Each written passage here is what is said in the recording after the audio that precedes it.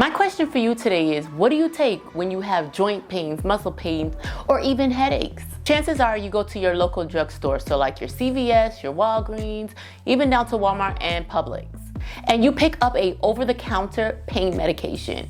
No prescription, just an over-the-counter pain meds. Am I right?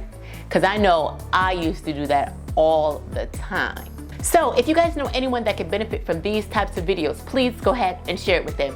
And if you're new to my channel, what's up? Take a moment and subscribe. And don't forget to hit that notification bell. And if you've done that, welcome to the family. All right, guys, let's go ahead and get started.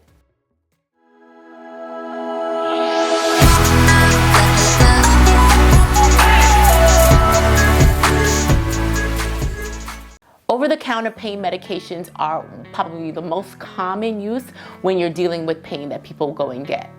They go and get it because the pain medication helps relieve the inflammation, fever, and even pain. These types of medications help with arthritis, cold, muscle pain, joint pain, bad menstrual cramps. And there's so much more that they work for. And do they work?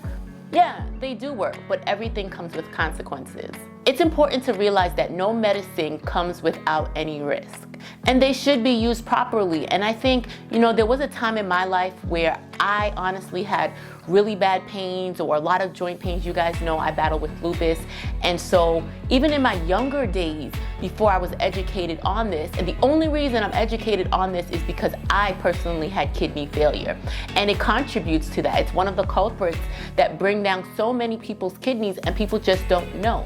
So yes, I'm out here and I'm preaching and I'm just letting people know that we need to stay away from the ibuprofen, the 800s and any of those, the Aleve and, all of those medications that may make us feel better at the time, but cause other issues later on. According to the National Kidney Foundation, 3 to 5% of the chronic kidney diseases that happen here in America are from the overuse of painkillers. That is a disturbing rate, at least to me it is, and I really wish I would have known a lot more before using these medications. Yes, I know they tell you on the bottle, but when a doctor actually tells you, hey, don't take this type of medication, it kind of has a little bit more ground. And I've been to lots of doctors, and not one doctor, not one, until I was going through my kidney transplant, told me, do not take ibuprofen. It's going to make your situation worse. So if you're dealing with chronic kidney disease at the moment, just know that that is going to contribute to your kidney disease getting worse. And if you're not dealing with kidney disease, please do yourself a favor. Try to eliminate taking out ibuprofen or NSAIDs as they call them, because that can eventually lead to kidney failure. You guys already know that I have preached that dialysis is not easy. It is not an easy road to go down. So I'm telling you to find another alternative. If you have to take medications, if you absolutely have to do it, maybe try Tylenol. And that came from my doctor instead of taking the ibuprofen. If you are on dialysis, be very mindful in what you're taking. Non-prescription medications should be definitely discussed with your doctor.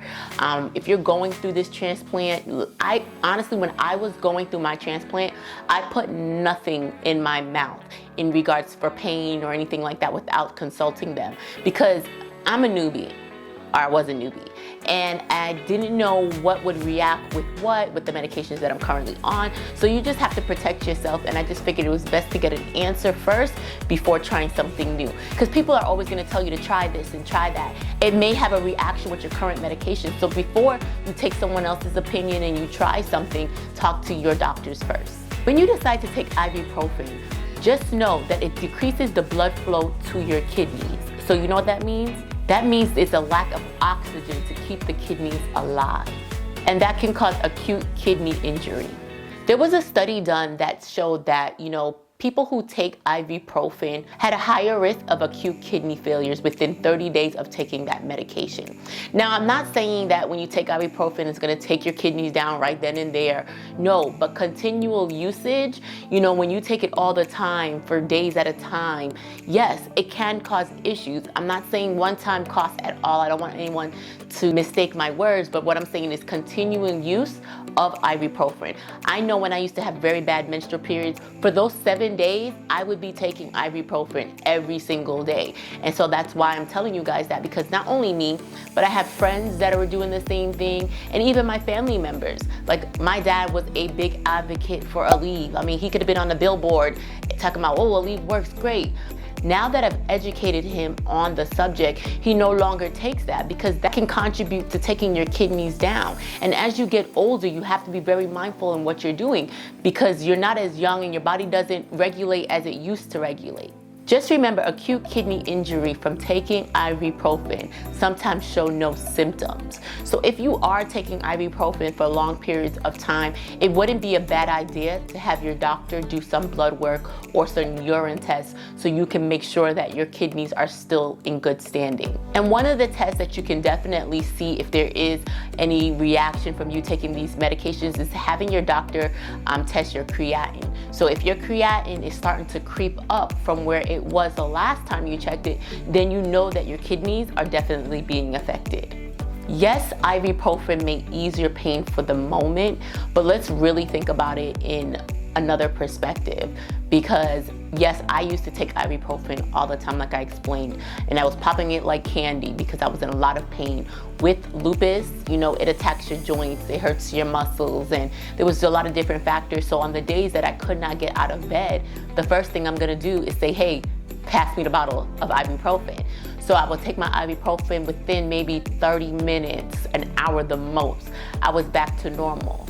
But yeah, so it eased my pain for the moment. Yes, it's gonna ease your pain for the moment, but it's the long-term effects that it has on the body. That is why I'm coming out here and I'm doing these videos, because I feel like ibuprofen may have had an effect on where my kidneys are today. Well, I just got a transplant, but where they were. Because you know, when you're young and you're not educated on certain things, you just take what society tells you. You know, you see these commercials, try this pill to make you feel better, and you just continue to take it because it helped you at that time. So once it helped you one time, you feel like, okay, I'm gonna continue to use this. Speaking from an experienced dialysis patient, I am telling you guys, please stay away from ibuprofen. And if you have family and friends that are taking ibuprofen or any of those NSAIDs, please tell them to stop. Find other alternatives if you can, and don't take them consistently.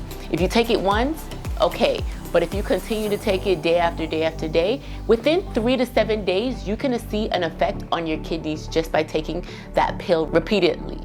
So the moral of this is no ibuprofen. We're gonna stay away from ibuprofen. We're gonna keep our kidneys healthy. We're gonna tell everybody to stay away from them. Try to find other alternatives. Talk to your doctor if you do not know what to take. And if your doctor is not telling you the truth about ibuprofen and the effects that it can have on your kidneys, you just need to find a new doctor. I'm just being real, because it wasn't, like I said, it was not until I had the kidney transplant, going through the process and figuring out stuff, that they were so adamant. Why hasn't anyone told me that before? All the other doctors saw my creatinine, you know, rising up, and they saw all this stuff going on with me, and they knew I had lupus, and why wasn't anyone else telling me this? You know, and I understand, you know, not all doctors are bad, but at the end of the day, it's all about, in my opinion, money. So pharmaceuticals, I get it. They're there to create products to find a relief for us, but we have to actually figure out the pros and cons of taking these types of medication. Is it really worth taking now to suffer later? Let me tell you, dialysis 3 days a week, 4 hours at a time with needles in your arm is not pretty. So please warn your friends and your family about taking ibuprofen and the effects on it.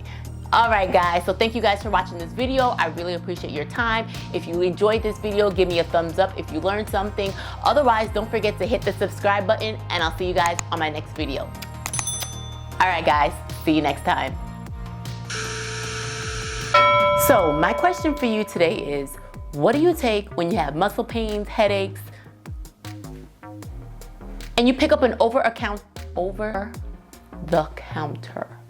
and you pick up a over-the-counter pain medication? And my ring is going off. How do I take that off? Over-the-counter pain medications are widely spread. No. According to the National Kidney Foundation. So when you take ibuprofen, when you decide to take ibuprofen, there was a study done that showed that, you know, people who take ibuprofen